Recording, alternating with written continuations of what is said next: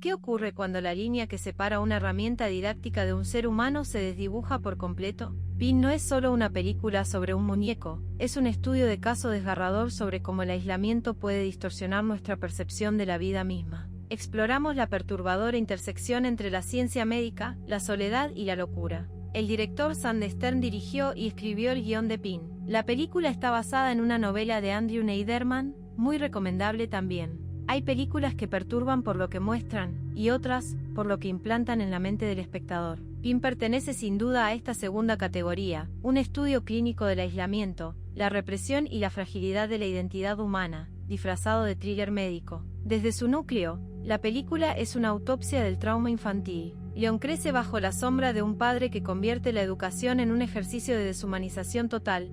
El cuerpo es explicado, diseccionado y narrado a través de Pin, pero jamás sentido. Además, el Dr. Linden es ventrílocuo. Le da voz a Pin, a quien usa para romper el hielo con sus pacientes más jóvenes. Linden necesita a Pin porque no es una persona muy comunicativa, ni siquiera con sus propios hijos. Tiene tal problema que usa a Pin para enseñarles a sus propios hijos sobre sexualidad, por ejemplo. Esa forma de pedagogía fría, más cercana a una clase de anatomía que a una crianza como Dios manda, no solo priva a Leon de afecto, sino que le ofrece un sustituto perverso, el maniquí como mediador emocional. Lo que comienza como una herramienta didáctica se convierte en su único confidente, una figura que combina autoridad, intimidad y control. No es simplemente dependencia, es una transferencia total del vínculo paterno hacia un objeto inerte. Cuando el Dr. Linden se da cuenta de que Leon ha desarrollado una obsesión enfermiza con Pin, decide que el muñeco debe irse. Pin empieza a resultar un tanto extraño al doctor. Además de conducir a toda velocidad por carreteras mojadas, pasa demasiado tiempo mirándolo por el espejo retrovisor. Esta combinación de velocidad y distracción por sobre si el muñeco se mueve o no provoca que el auto en el que iba el doctor se estrelle en la carretera. La ventriloquía, en este contexto, dejará de ser un divertido truco para convertirse en un mecanismo de supervivencia.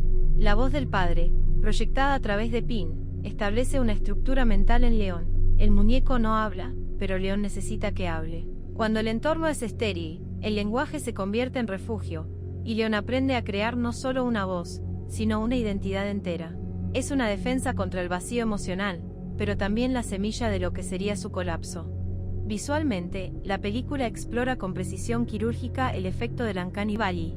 Pin no es grotesco en el sentido tradicional, es demasiado cercano a lo humano, pero sin piel, sin expresión, sin alma. Esa ambigüedad genera una incomodidad persistente.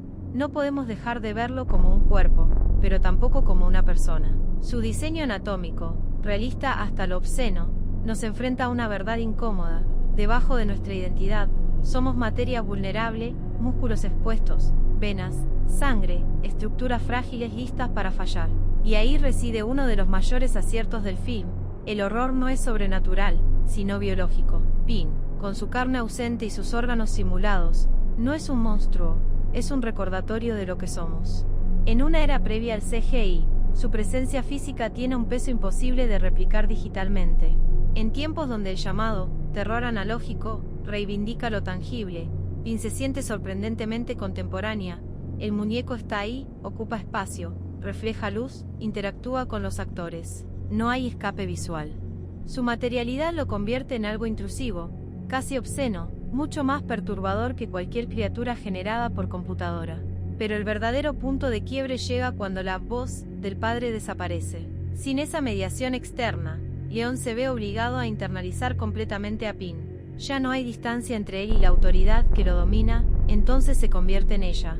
Este momento marca la transición de dependencia a fusión, donde la identidad deja de ser dual para volverse indistinguible. Leon no escucha a Pin, ahora Leon es Pin. Es acá cuando emerge otro tema inquietante, el peligro de la perfección artificial. Pin es incorruptible, constante, clínicamente preciso.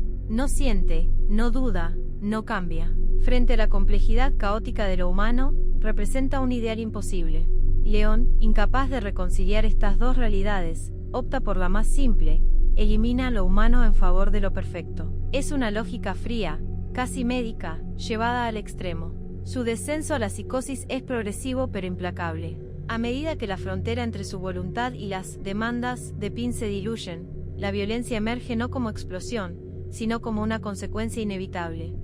Las secuencias donde el muñeco es tratado como un ser vivo, ya sea vestido, posicionado e integrado en dinámicas sociales, son profundamente perturbadoras no por lo que muestran, sino por lo que nos obliga a cuestionar. ¿Estamos viendo la realidad o la mente fracturada de León?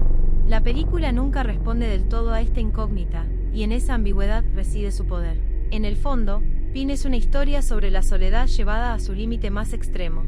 El miedo no es al muñeco, sino a la posibilidad de que la mente humana, privada de conexión, sea capaz de fabricar compañía a cualquier costo. León no elige la locura, la construye pieza por pieza. El desenlace funciona entonces como una advertencia silenciosa pero devastadora, cuando el aislamiento no se confronta, cuando la identidad se forma en ausencia de afecto real, el yo puede distorsionarse de manera irreversible. No hay redención, solo adaptación a una nueva y aterradora normalidad. En retrospectiva, Pin no es solo una película de terror, es un diagnóstico. Y como todo buen diagnóstico, incomoda porque, en algún nivel, reconoce algo profundamente humano en todos nosotros.